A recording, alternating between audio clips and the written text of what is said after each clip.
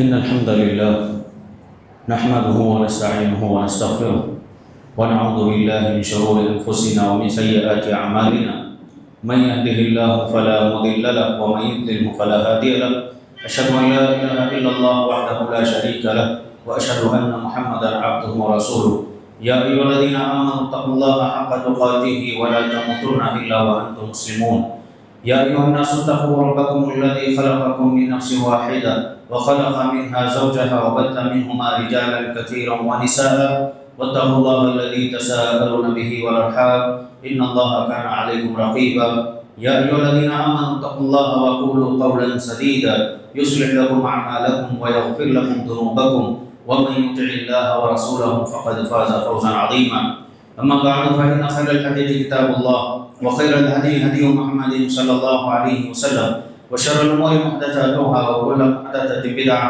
وكل بدعة ضلالة وكل ضلالة في النار.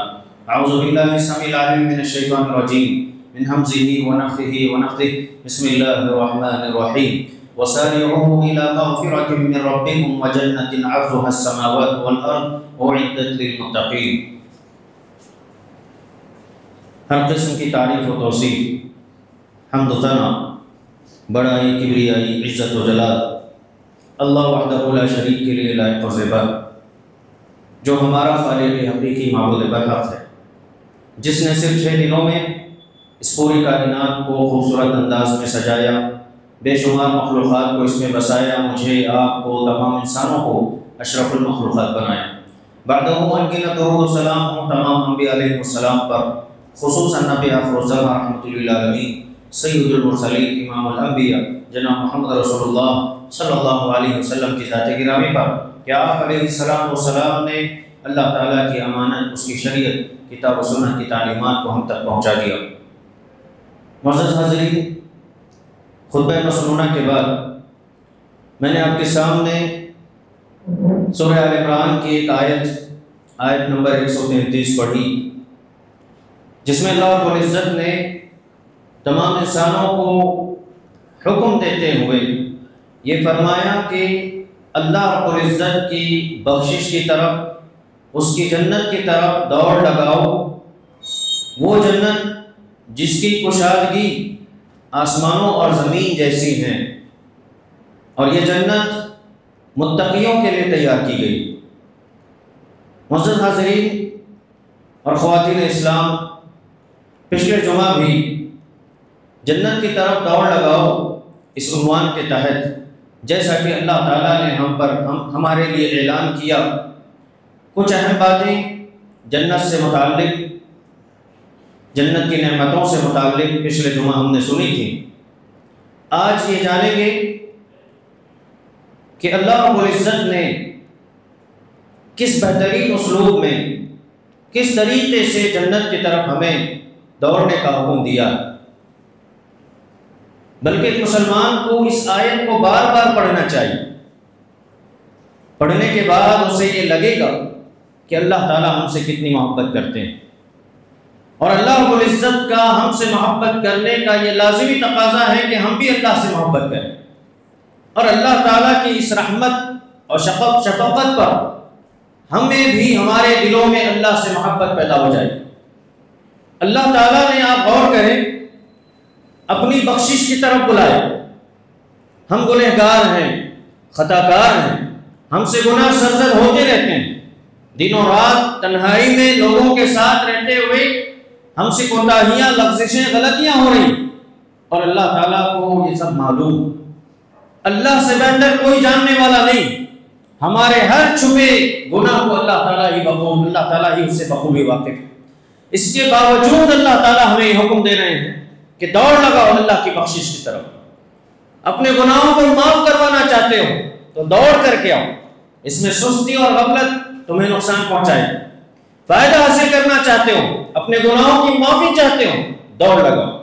اور پھر اللہ نے نہ صرف گناہوں کی بخشش کی طرف دعوت دی، بلکہ کہا کہ اس کے بدلے میں نے تمہارے لیے جنت تیار کر رکھی، اور اس جنت کی خوبیاں بیان کرتے ہوئے اس کی کشادگی کی طرف اللہ نے اشارہ کیا، کہا کہ اس کی کشادگی، اس کی چوڑائی آسمانوں اور زمینوں کی طرح، بعض اہل علم نے یہاں تک کہا کہ آسمان ہم جانتے ہیں کہ 7 آسمان، 7 آسمانوں کی چوڑائی کو اگر چوڑے انداز میں پھیلاتے چلے جائیں تو جس طریقے سے اس کی کشادگی لامحدود ہے، جنت بھی اسی طریقے سے کشادہ ہے۔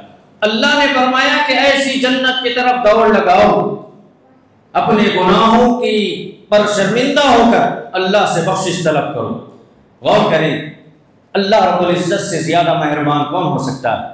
اللہ نے ہمیں پیدا کیا، ہماری فطرتوں اور طبیعتوں سے اللہ تعالیٰ بخوبی واقف، اور اللہ کے نبی علیہ السلام نے یہاں تک فرمایا کل بنی آدم خطاء وخیر الخطائین التوابون، بنو آدم میں سے تمام بنو آدم، تمام انسان گنہگار۔ گناہ سرزد ہونا یہ انسان کی کمزوری، کبھی نفس کے غلبے میں آ کر، کبھی شیطان کے وسوسے میں پھنس کر انسان گناہ کر بیٹھتا ہے، لیکن گناہ کرنے کے بعد اللہ کے نبی علیہ السلام فرما رہے ہیں کہ بہترین گنہگار وہ ہیں جو آگے بڑھ کر کے فوراً اللہ تعالیٰ سے اپنی بخشش طلب کرتے ہیں۔ پھر اللہ تعالیٰ نے جس اسلوب میں اس آیت کو پیش کیا اور حکم دیا ہمیں، اس کو پڑھنے کے بعد، سمجھنے کے بعد محسوس کیجیے، اللہ تعالیٰ کی محبت آپ کے دل میں بڑھ جائے، اللہ تعالیٰ کی محبت دل میں بڑھ جائے گی۔ اور اللہ نے فرمایا کہ جنت کس کے لیے تیار کی ہے؟ اعدت للمتقین، یہ متقیوں کے لیے تیار کی گئی۔ اب یہ متقی کون ہیں؟ اللہ تعالیٰ نے آگے ان کی خوبیاں بیان، صفات بیان کی، فرمایا الذین ينفقون فی السراء والضراء، جو لوگ خوشحال ہوں یا تنگ دست ہوں، یعنی مال کی فراوانی ہو یا پھر ان کے ہاتھ تنگ ہوں، کاروبار نہیں چلتا، بزنس نہیں چلتا ہے، زندگی کی تنگیوں سے جوجھ رہے ہیں، ہر 2 حال میں اللہ کے راستے میں خرچ کرتے ہیں۔ صرف خوشحالی ملنے پر نہیں خرچ کرتے ہیں، پروفٹ ملنے پر خرچ نہیں کرتے ہیں، نقصان بھی ہو تب بھی اللہ کے راستے میں خرچ کرتے ہیں۔ یہ متقیوں کی پہلی صفت ہے۔ پھر اللہ نے فرمایا والقاظمین الغیظ، غصہ آنے پر غصے کو پی جاتے ہیں۔ بہت الگ الگ اسباب ہیں جن کی وجہ سے انسان کو غصہ آتا ہے، کبھی اپنے سے چھوٹے پر، کبھی اپنے سے بڑے پر، اور کبھی حق ہوتے ہوئے، کبھی حق نہ ہوتے ہوئے۔ انسان کی طبیعت میں یہ چیز بھی موجود ہے کہ انسان کو غصہ آتا ہے۔ اللہ فرما رہے ہیں کہ میرے متقی بندے وہ ہیں جو اگر جنت کی طلب اپنے دل میں رکھتے ہیں تو پھر انہیں چاہیے کہ اپنے غصے کو بھی، میرے بندے جو متقی مجھ سے ڈرنے والے ہیں وہ ناحق کسی پر ظلم نہیں کرتے ہیں۔ جب غلطی ہو جائے اور قدرت بھی ہے آپ کو کہ سامنے والے کو آپ سزا دیں، لیکن اس کے باوجود اللہ کہہ رہے ہیں کہ غصے کو پینا ہے، غصے کو پینا ہے۔ اصل بہادری بھی اللہ کے نبی علیہ السلام نے حدیث میں فرمایا کسی پہلوان کو پچھاڑنے میں یا اسے شکست دینے میں نہیں، غصہ آنے پر غصہ پی جانا یہ بہت بڑی بہادری۔ اور اللہ کے نبی اللہ رب العالمین نے یہی کہا کہ میرے متقی بندے وہ اصلی بہادر ہیں جو غصہ آنے پر غصے کو پی جاتے ہیں۔ والعافین عن الناس، اب غصے میں انسان کبھی کسی پر زیادتی کر بیٹھتا ہے، ظلم کر جاتا ہے، ہو سکتا ہے سامنے والے سے غلطی ہوئی ہو لیکن آپ نے اس کی غلطی سے بڑھ کر کے اسے بدلہ لے لیا، تو پھر یہ متقیوں کی صفت نہیں ہو سکتی ہے۔ اللہ نے فرمایا کہ متقیوں کی اعلیٰ صفت یہ ہے کہ وہ لوگوں کو معاف کر دیتے ہیں، وہ لوگوں کو چھوڑ دیتے ہیں، کسی پر زیادتی نہیں بلکہ بدلہ انتقام بھی نہیں لیتے، چھوڑ دیتے ہیں۔ واللہ یحب المحسنین، اللہ فرما رہے ہیں کہ ایسا احسان کرنے والے لوگوں کو اللہ تعالیٰ پسند کرتا ہے۔ احسان نہیں، جبرائیل علیہ السلام نے جب اللہ کے نبی علیہ السلام سے سوال کیا احسان کیا ہے، نبی علیہ السلام نے جواب دیا تھا کہ تم عبادت ایسی کرو جیسے تم اللہ تعالیٰ کو دیکھ رہے ہو۔ اگر یہ نہیں ہو سکتا ہے، تمہارے دل میں تصور نہیں آ رہا ہے، کم سے کم اتنا خیال ضرور رکھو کہ اللہ تعالیٰ تمہیں دیکھ رہا ہے۔ یعنی متقیوں کی صفت یہ ہے کہ غصہ آنے پر بھی، خرچ کرنے کے وقت میں بھی لوگوں کو معاف کرتے کیوں ہیں؟ اس لیے کہ ان کے دل میں تصور ہے کہ اللہ تعالیٰ ہمیں دیکھ رہا ہے، ہمیں زیادتی نہیں کرنا ہے، کسی پر ظلم نہیں کرنا ہے۔ یہ متقیوں کی 3 صفات اس آیت میں بیان کی گئی۔ اور آگے اللہ نے فرمایا والذین اذا فعلوا فاحشہ او ظلموا انفسهم ذکروا اللہ فاستغفروا لذنوبہم، اللہ فرما رہے ہیں کہ اس کے علاوہ ایک صفت ان کی یہ بھی ہے متقیوں کی، جو جنت کی طرف اور طلب اپنے دل میں رکھتے ہیں کہ جب کبھی ان سے کوئی ناشائستہ کام ہو جاتا ہے، گناہ سرزد ہو جاتا ہے، ان سے غلطی ہو جاتی ہے انسان ہونے کے ناطے، یا اپنے نفس پر ظلم کر بیٹھتے ہیں، اللہ کہہ رہے ہیں ذکر اللہ، سب سے پہلا کام جو وہ کرتے ہیں ایسی حالت میں اللہ کو یاد کر لیتے ہیں، اللہ کو یاد کر لیتے ہیں، فاستغفروا لذنوبہم، اور پھر فوراً اپنے گناہوں کی معافی اللہ تعالیٰ سے طلب کرتے ہیں۔ پھر اللہ فرما رہے ہیں وَمَن يَغْفِرُ الذُّنُوبَ إِلَّا اللَّهُ، بتاؤ اللہ کے علاوہ کون ہے جو گناہوں کو معاف کرنے والا؟ تم گناہ کرتے ہو، تم سے غلطیاں ہوتی ہیں، کوئی شک نہیں ہے اس میں، لیکن معافی بھی اسی سے مانگ لو۔ اللہ تعالیٰ کے علاوہ کون ہے جو معاف کرے؟ وَلَمْ يُصِرُّوا عَلَىٰ مَا فَعَلُوا وَهُمْ يَعْلَمُونَ، اللہ نے ایک اور صفت ان کی بیان کی کہ وہ لوگ کسی بھی گناہ کو گناہ سمجھ لینے کے بعد، جان لینے کے بعد پھر دوبارہ گناہ نہیں کرتے ہیں، اسی پر مصر نہیں رہتے ہیں، پھر وہی گناہ میں مبتلا نہیں رہتے ہیں۔ یہ اللہ رب العزت نے ان کی صفات بیان کی اور آگے ان کا بدلہ، ان کی جزا سناتے ہوئے فرمایا اولئک جزاؤہم مغفرۃ من ربہم وجنات تجری من تحتها الانہار خالدین فیہا ونعم اجر العاملین۔ اللہ نے فرمایا کہ یہی لوگ ہیں جن کی صفات ہم نے بیان کی، ان کو جنت ملنے والی ہے، ان کو جنت ملنے والی ہے۔ ان کا بدلہ کیا ہے؟ اللہ کی طرف سے اللہ نے ان کو معاف کر دیا، اور اللہ رب العزت کی ایسی جنتیں، ایسے باغات اللہ نے تیار کر رکھا ہے جن کے نیچے سے نہریں بہتی ہیں، نہریں بہتی ہیں، شہد کی نہریں، شراب کی نہریں، دودھ کی نہریں۔ اللہ تعالیٰ نے ان کے لیے بہترین انتظامات جنت میں کیے ہیں۔ خالدین فیہا ابدا، یہ ابدی ٹھکانہ ہے ان کا، پھر ان کو وہاں سے سفر کرنے کی ضرورت نہیں ہے، ان کو نکالا نہیں جائے گا، یہ ہمیشہ اسی میں رہیں گے۔ وَنِعْمَ أَجْرُ الْعَامِلِينَ، یاد رکھو اس طریقے سے نیک اعمال کرنے والوں کے لیے یہی بہترین بدلہ ہمارے پاس ہے، یہی بہترین بدلہ ہم نے ان کے لیے جنت کی شکل میں تیار کر رکھا ہے۔ معزز حاضرین، اب آئیے ہم اپنے حالات کا جائزہ لیتے ہیں، اپنی زندگی کا جائزہ لیتے ہیں، ہمارے اپنے خیالات اور اپنا نقطۂ نظر جو دنیا میں رہ کر کے ہم نے بنا رکھا ہے، اس پر غور کرتے ہیں۔ یقین سے آپ اس بات کو سوچ کر کے دیکھیں کہ مجھے آپ کو اپنا گھر بنانا ہے، چھوٹا ہو کہ بڑا گھر بنانا ہے، آپ کی اپنی تڑپ ہے، آپ چاہتے ہیں کہ میرا اپنا خود کا سایہ ایک چھت بن جائے میرے سر پر۔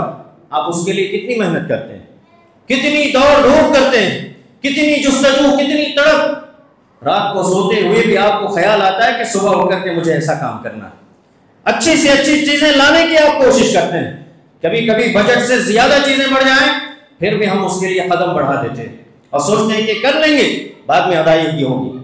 ہر چیز کتنے جتن ہم اپنے اس دنیا کے گھر کو بنانے کے لیے کرتے ہیں، پھر اس کے بعد جب گھر بن جاتا ہے جو خوشی ہمیں محسوس ہوتی ہے، پھر کہیں قرض کے بوجھ بھی ہوتے ہیں، لیکن جو خوشی غالب آتی ہے اس بوجھ پر، آدمی آرام سے اس چیز کو سہ لیتا ہے کیونکہ اس کے پیچھے اس کی محنت لگی ہے۔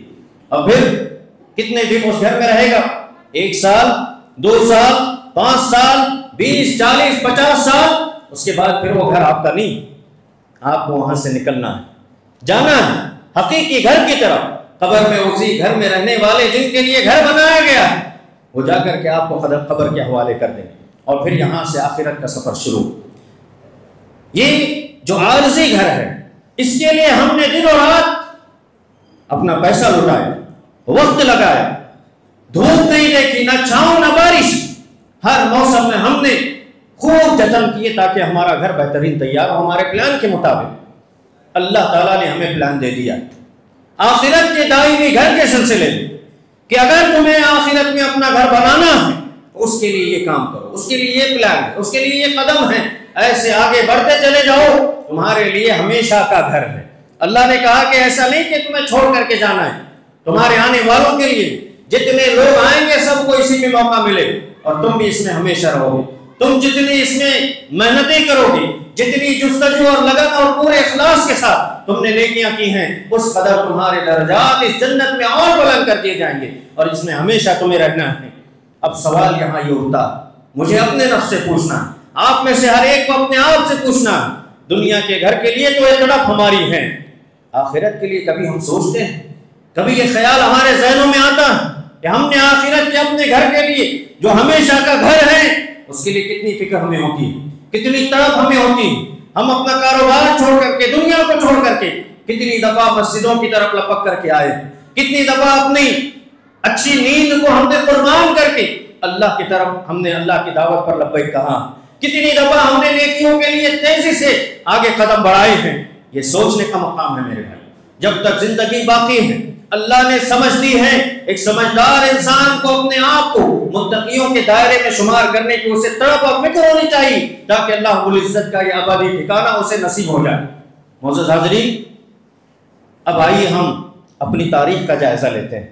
ہم سے پہلے بھی ایسا نہیں ہے کہ ہم اس دنیا کے پہلے انسان، ہم سے پہلے کئی لوگ گزر کر گئے جن میں اچھے تھے، بہت اچھے بھی تھے، برے بھی تھے، بہت برے لوگ بھی تھے، لیکن اللہ رب العزت نے ان تمام کے حالات بیان کیے.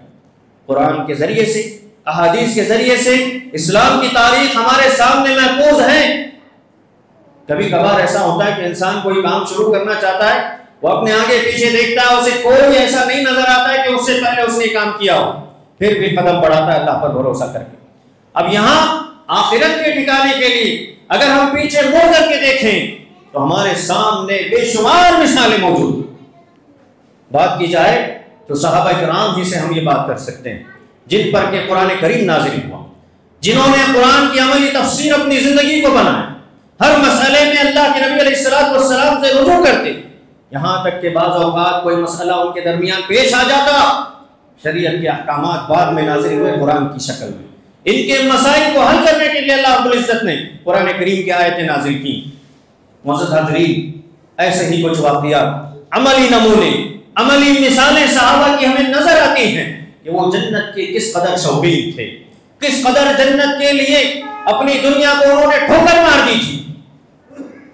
چوتھا پارہ لن تنالوا البر، اس کی پہلی آیت اللہ کے نبی علیہ السلام پر نازل ہوئی جس میں اللہ رب العزت نے فرمایا لن تنالوا البر حتى تنفقوا مما تحبون وما تنفقوا من شيء فإن الله به عليم. اللہ نے کیا فرمایا؟ تم ہرگز نیکی کو حاصل نہیں کر سکتے. البر کا معنی اہل علم نے کہا کہ اعمال صالحہ، اور ایک اور معنی ہے کہ جنت. اب ہمارے موضوع کے اعتبار سے جنت کے معنی کو ہم سامنے رکھ کر کے کہیں گے اللہ نے فرمایا کہ تم ہرگز جنت کو نہیں پا سکتے. کب تک؟ حتی تنفقوا مما تحبون، جو تمہیں پسند ہے اس چیز کو جب تک کہ تم قربان نہ کر دو، جب تک کہ تم اللہ کے راستے میں اسے خرچ نہ کر دو. کون سی چیز؟ جو تمہیں پسند ہے. یہ نہیں کہ جو تمہیں پسند نہیں ہے یا ضرورت سے زائد پڑی ہوئی اس کو لگاؤ، نہیں. اللہ کہہ رہے ہیں کہ جنت کو چاہتے ہو، جنت کی طرف تمہارے پاس ہے تو تمہاری جو سب سے پسندیدہ چیز ہے اس کو اللہ کے لیے لگا کر کے دیکھو، اور جو تم خرچ کرو گے فإن اللہ بہ علیم، اللہ تعالیٰ کو بخوبی معلوم تم نے کس نیت کے ساتھ یہ اللہ کے راستے میں خرچ کیا، اس چیز کو اللہ کے لیے لگایا. یہ آیت جب نازل ہوئی، صحابہ میں سے ابو طلحہ انصاری رضی اللہ عنہ اللہ کے نبی علیہ السلام کے پاس دوڑے آئے اور کہا کہ پیارے نبی محمد صلی اللہ علیہ وسلم، میں اپنا جو باغ بیروحہ نامی باغ ہے وہ اللہ کے راستے میں صدقہ کرنا چاہتا ہوں. اللہ نے کہا ہے کہ جنت اگر چاہتے ہو اپنی پسندیدہ چیز کو قربان کر دو. میرے نزدیک میرے مال میں سب سے بہترین مال، سب سے پسندیدہ چیز یہی جنت، یہی جنت. اللہ کے نبی علیہ السلام نے فرمایا کہ کیا ہی بہترین صدقہ تم اللہ کے راستے میں کر رہے ہو. یہ مسجد نبوی کے پچھلے حصے میں موجود. کبھی کبھی عصر کی نماز کے بعد اللہ کے نبی علیہ السلام اس باغ میں ٹہلنے کے لیے جاتے، وہاں کی ٹھنڈی ہوائیں آپ حاصل کرتے، وہاں کا میٹھا پانی آپ پینا پسند کرتے تھے. اس باغ کو ابو طلحہ رضی اللہ عنہ نے اللہ کے لیے قربان کرنے کا اللہ کے نبی کے سامنے یہ مطالبہ کیا. اللہ کے نبی علیہ السلام نے کہا کہ کیا ہی بہتر ہے کہ تم اس کو اپنے رشتہ داروں میں تقسیم کر دو، اپنے رشتہ داروں میں صدقہ کرو. دیکھیے، ایک نیکی کے لیے آگے بڑھے، اللہ کی طرف سے اللہ رب العزت نے 2 نیکیوں کا موقع ان کو دے دیا. کیسے؟ ایک، آپ نے صدقہ کیا کسی کو، یہ صدقے کا ثواب آپ کو ملا. اللہ کے نبی علیہ السلام نے اس کو یوں موڑا، کہا کہ صدقہ کرنا ہی چاہتے ہو اپنے رشتہ داروں میں جو ضرورت مند ہے ان پر خرچ کر دو. تمہارے لیے 2 صدقے ہیں. رشتہ داری والا صدقہ، رشتہ داری والا حق کبھی نہ بھولنا. ہم اپنے رشتہ داروں کے علاوہ ہی میں دیکھتے ہیں، ہمارا دائرہ اتنا تنگ ہے کہ ہم اپنے رشتہ داروں کو چھوڑ کر کے دور تک دیکھتے ہیں کہ کون ضرورت مند ہے، اس کو پہنچایا جائے. اس کے لیے سفر بھی کرنا پڑے چلے جاتے ہیں. لیکن اپنے رشتہ دار کبھی کبھی تو ان کے حق چھین کر کے بیٹھے رہتے ہیں. کبھی دل میں تڑپ نہیں ہوتی، کبھی دل میں تکلیف نہیں ہوتی کہ فلاں میرا رشتہ دار بھوکا ہے، پیاسا ہے، اس کو ضرورت ہے، قرض کے بوجھ تلے دبا ہے، اس کو میں دوں تو شاید اس کی زندگی اچھی ہو جائے، اس کے مسائل ختم ہو جائیں، ہم کبھی نہیں سوچتے۔ صحابہ کے عمل سے ہمیں یہ مثالیں ملتی ہیں۔ اللہ کے نبی علیہ السلام کے کہنے کے بعد انہوں نے صدقہ کر دیا، صدقہ کر دیا اللہ کے لیے۔ یہ سب سے عمدہ مثال صحابہ کی ہے کہ اللہ کی آیت یہاں نازل ہوئی، وہاں عمل کے لیے صحابہ تیار، کیوں؟ تاکہ جنت مل جائے۔ اللہ رب العزت کے وعدوں پر کس قدر یقین صحابہ کو تھا، غور کیجیے۔ میں اور آپ ہوتے تو ہم کیا کہتے ہیں؟ ٹالتے رہتے ہیں، ٹالتے رہتے ہیں، دیکھیں گے آگے موقع ملے گا، اگلی سیلری مل جائے، اگلی دفعہ میں فائدہ آ جائے، اگلی دفعہ میں کچھ اور خرید لیں گے تب دیکھیں گے، پیسہ بڑھ جائے گا تب دیکھیں گے۔ ہمیں آگے ملنے کی گارنٹی تو ضرور ہے، لیکن اللہ تعالیٰ نے جو وعدہ کیا ہے اس کی گارنٹی ہمارے نزدیک نہیں، اس کی کوئی حیثیت ہماری نظروں میں نہیں۔ میرے بھائیو، صحابہ کرام کے اس فہم پر غور کیجئے کہ کس طریقے سے اللہ کی طرف سے آیتیں نازل ہوگی، کس قدر ان کو ایمان تھا، کس قدر یقین تھا اللہ رب العزت کے وعدوں پر، اللہ کے نبی علیہ السلام کی باتوں پر، کہ فوراً عمل میں کبھی نہیں سوچتے، آگے بڑھ جاتے تاکہ جنت ان کو آخرت میں مل جائے۔ بالکل اسی طریقے کا ایک اور واقعہ ہمیں ملتا ہے، مسند احمد کی روایت کہ ایک یتیم نوجوان اللہ کے نبی علیہ السلام کی خدمت میں آئے۔ انہوں نے کہا کہ اللہ کے نبی، میں اپنے زمین کے اطراف میں دیوار اٹھانا چاہتا ہوں، جتنی میری زمین ہے اس کی میں باؤنڈری بنانا چاہتا ہوں، دیوار اٹھانا چاہتا ہوں، لیکن میرے پڑوسی کے کھیت سے ایک کھجور کا درخت میری اس دیوار میں آ رہا۔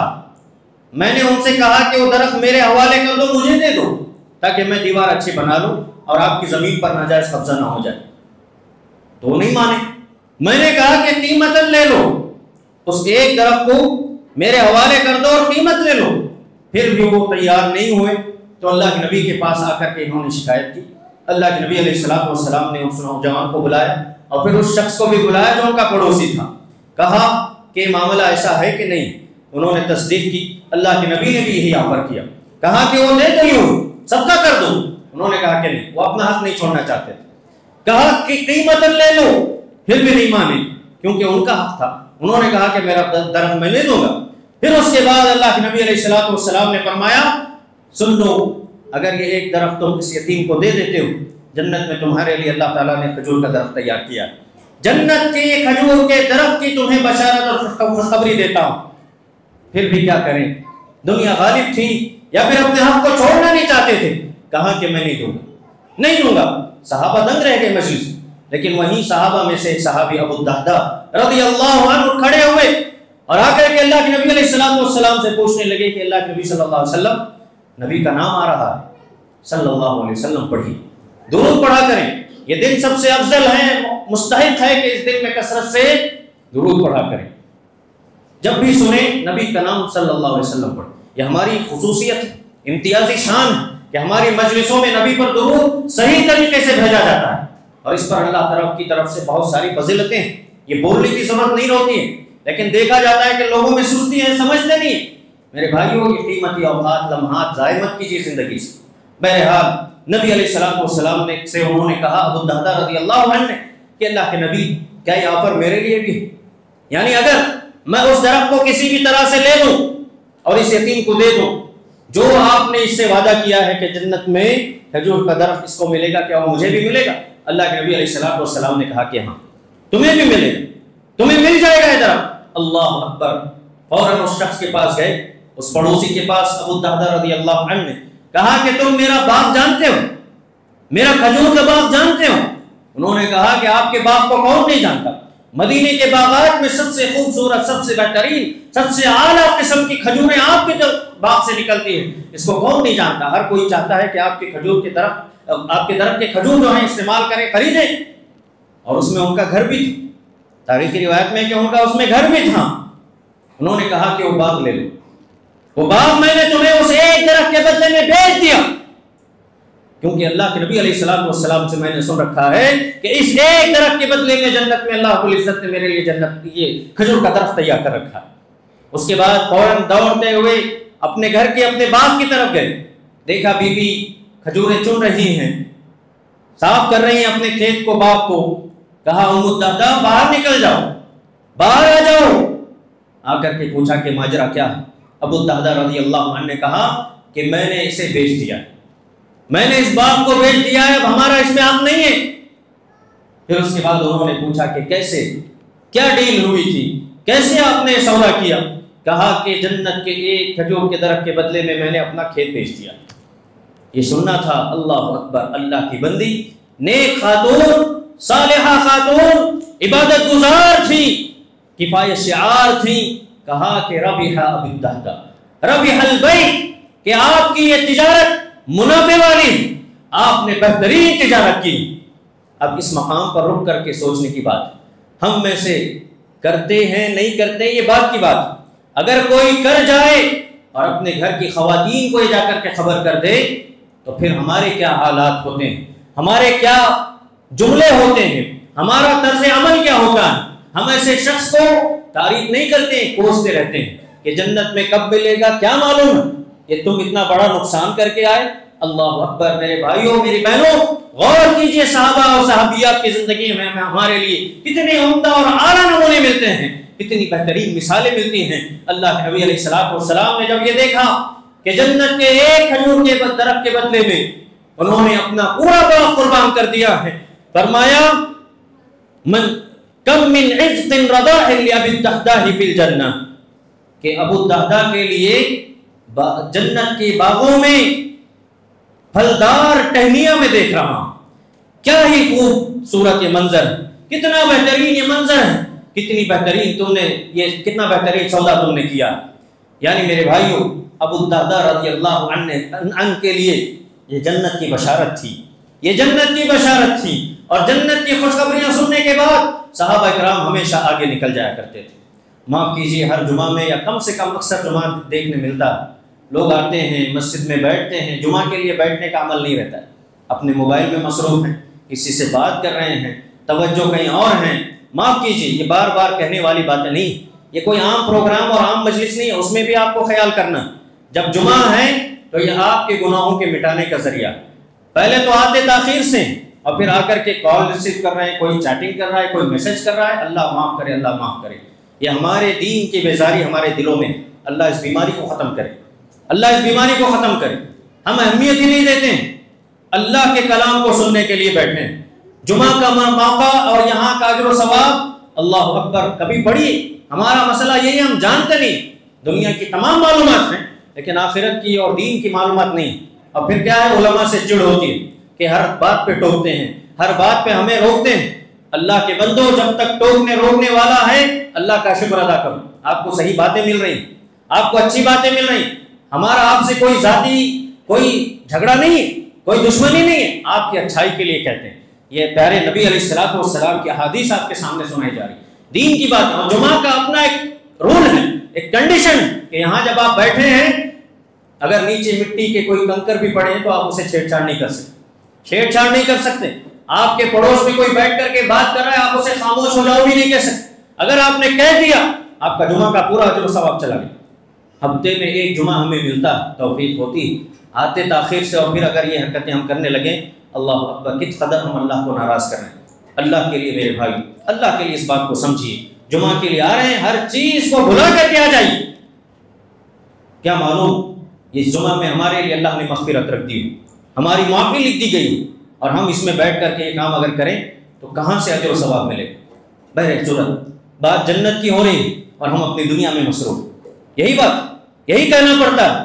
یعنی ہم آخرت سے اس قدر بیزار ہیں یا پھر ایسے جی رہے ہیں کہ مرنا ہی نہیں، آخرت کی بالکل فکر نہیں۔ جنت کی باتیں ہو رہی ہیں، جنت کی نعمتوں کی، صحابہ کے عمل کی، ایک بار آیت سن لیتے فوراً عمل کے لیے تیار۔ اور ہم کیا ہیں، کئی بار سن چکے ہوں گے یہ واقعہ، کئی بار یہ حدیثیں سن چکے ہوں گے، لیکن ہمارا عمل کیا ہے، توجہ ہی نہیں ہے ہماری۔ چاہتے یہ ہیں کہ ختم ہو جائے وقت، پہلے اتر جائیں مولوی صاحب ممبر سے، اتر جائیں، پھر ہم اپنے گھر جائیں، باقی کا کام ہے، کاروبار ہے، کھانا ہے، اور پھر جا کر کے سونا ہے۔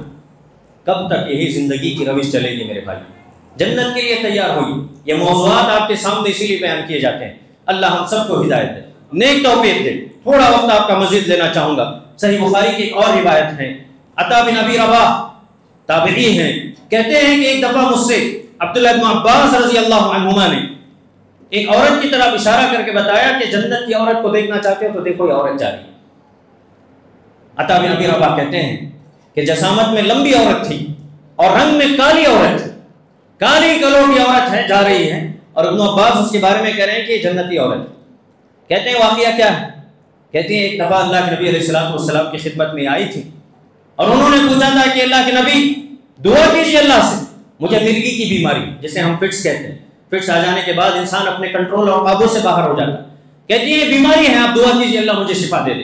اللہ اکبر۔ اللہ کے نبی علیہ السلام نے کہا ان شئت صبرت ولک الجنہ، دعا تو میں مانگ لوں گا لیکن اگر تم اس بیماری پر صبر کرنا چاہتی ہو تو صبر کرو، تمہیں جنت ملے گی، اس بیماری پر صبر پر تمہیں جنت ملے گی، اللہ تعالیٰ بغیر حساب کے تمہیں جنت میں داخل کر دے گا۔ اللہ اکبر، کس قدر حکیم عورت تھی، کس قدر فراست والی تھی، عقل مند عورت تھی۔ دنیا کے بدلے انہوں نے آخرت کا سودا نہیں کیا، کہا آخرت میرے نزدیک زیادہ اہمیت رکھتی۔ یہ بیماری میں کتنے سال، 10 سال 20 سال شاید پریشان ہو جاؤں لیکن ہمیشہ کی جنت مجھے ملنے والی اگر ہے تو اللہ کے نبی یہ ڈیل پکی ہے، مجھے جنت کے لیے دعا کیجیے، لیکن ہاں ایک اور درخواست ہے، کم سے کم یہ دعا کیجیے، کم سے کم میرے حق میں یہ دعا کیجیے کہ جب یہ بیماری مجھے آ جاتی ہے میرا لباس میرے جسم سے نکل جاتا ہے، میری سطر کھل جاتی ہے، آپ دعا کیجیے کہ ایسا نہ ہو میرے ساتھ۔ اللہ اکبر، غور کرنے کا مقام ہے، ایک پیغام ہے۔ آج کے اس فیشن نما زمانے میں ہر عورت اور بچی کے لیے پیغام ہے، کالی کلوٹی عورت ہے، کالی کلوٹی عورت ہے، اور اللہ کے نبی سے اپنے پردے کے سلسلے میں دعا کی درخواست کر رہی ہے، اور ہم ہیں سمجھدار ہیں، صحت مندی کے عالم میں کھول کر کے گھومتے ہیں، اپنی خوبصورتی کو بتاتے پھرتے ہیں۔ اللہ نے تمہیں اسی پردے میں پسند کیا، اللہ کو کوئی قید و بند اللہ نے تمہیں نہیں کیا، اللہ چاہتا ہے کہ تم اسے راضی کرو اس عمل کو بتا کر کے، اور تمہاری حقیقی خوبصورتی کا زیور یہی پڑتا ہے۔ اس حدیث سے ہمیں سبق ملتا ہے۔ اس کے علاوہ میرے بھائیوں اور بھی ایسی حدیثیں ہمیں ملتی ہیں۔ اعمال اگر جنت کے کہے جائیں تو ایک مرتبہ اللہ کے نبی علیہ السلام اپنے صحابہ کے ساتھ بیٹھے ہوئے تھے، آپ نے مجلس میں سوال کیا کہ کون ہے جو آج صبح روزے کی حالت میں کیا؟ تھوڑی دیر خاموشی رہی، ابو بکر صدیق کھڑے ہوئے کہا کہ اللہ کے نبی میں روزے سے ہوں۔ پھر تھوڑی دیر کے بعد اللہ کے نبی علیہ السلام نے ایک اور سوال کیا، کہا کہ کون ہے جسے آج جنازے میں شرکت کرنے کا موقع ملا، جنازے میں اس نے شرکت کی ہو؟ پھر سے ابو بکر رضی اللہ عنہ کھڑے ہو گئے۔ پھر تیسرا سوال اللہ کے نبی نے کیا، بتاؤ آج کس نے مسکین کو کھانا کھلایا؟ پھر سے ابو بکر صدیق رضی اللہ عنہ کھڑے ہو گئے، کہا کہ اللہ کے نبی میں نے مسکین کو کھانا کھلایا۔ اس کے بعد چوتھا سوال اللہ کے نبی نے کیا کہ آج بتاؤ کس نے کسی مریض کی عیادت کی، کسی بیمار کی عیادت کی ہے؟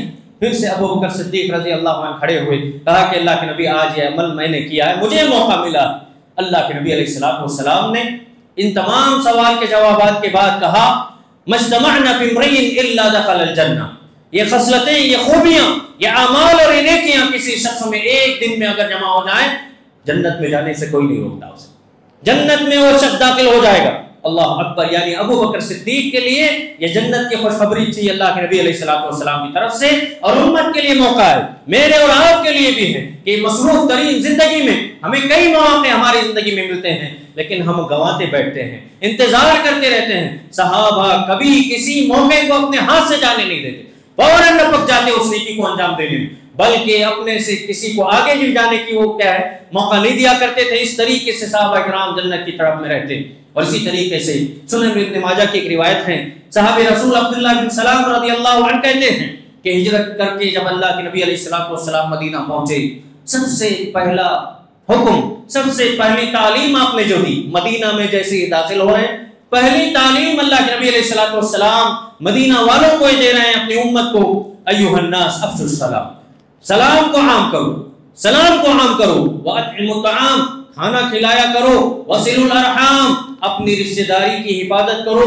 رشتہ داری بناتے رہو، وصلوا باللیل والناس نیام، اور جب رات میں لوگ سو رہے ہوں اس وقت میں اٹھ کر کے نماز پڑھا کرو، تہجد کی پابندی کرو۔ کیا ہوگا؟ تدخلوا الجنۃ بسلام، جنت میں تم پوری امن و سلامتی سے داخل ہو جاؤ۔ یہ 4 اعمال اللہ کے نبی نے ذکر کیے۔ سب سے پہلا سلام کو عام کرنا، معاف کریں بڑی سخت دل ہو چکے ہیں ہم لوگ، پہچان جس کی ہے اسے سلام کریں گے، جس سے کوئی مقصد ہے اسے سلام کریں گے، جانتے ہیں اپنا مسلمان بھائی ہے، اپنے پڑوسی کو سلام کرنے کی ہمیں توفیق نہیں، جانتے بوجھتے لوگوں جانتے بوجھتے چلے جاتے ہیں، گزر جاتے ہیں، اور کبھی ہم غلطی سے آگے سے سلام بھی کر لیں، لوگ منہ بنا کر کے سامنے سے گزرتے ہیں، سلام کے جواب کی توفیق نہیں اللہ کے بندو، غور کریں کس قدر ہم اپنے دین سے دور ہو کے چلے جائیں. اور کہنے ہیں سلام عام کرنا یہ جنت میں داخل کرنے کا عمل. دوسری چیز اللہ کے نبی علیہ السلام نے کہی صدقے کے طور پر ہو یا مہمان نوازی کے طور پر ہو یا کسی کو تحفتاً کھانے کی دعوت کا انتظام کر دو, کھانا پہنچا دو یا کسی مسکین کو کھلا دو, اپنے رشتہ داروں کو کھانے کا انتظام کرو, یہ تمہارے لیے جنت کا عمل ہے. اور تیسری چیز اللہ کے نبی نے کہا کہ رشتہ داریوں کو نہ توڑنا, رشتہ داریوں کو نہ توڑنا, اس سے بھی تم جنت میں جاؤ گے. رشتہ داری کو قائم رکھنا. اور پھر اللہ کے نبی نے کہا کہ تہجد کی پابندی کرنا. اہل علم کہتے ہیں کہ تہجد کی پابندی کے لیے ضروری چیزیں, صرف انسان تمنا کرتا رہے موقع نہیں ملے گا, اس کے لیے اسباب بھی اختیار کرے.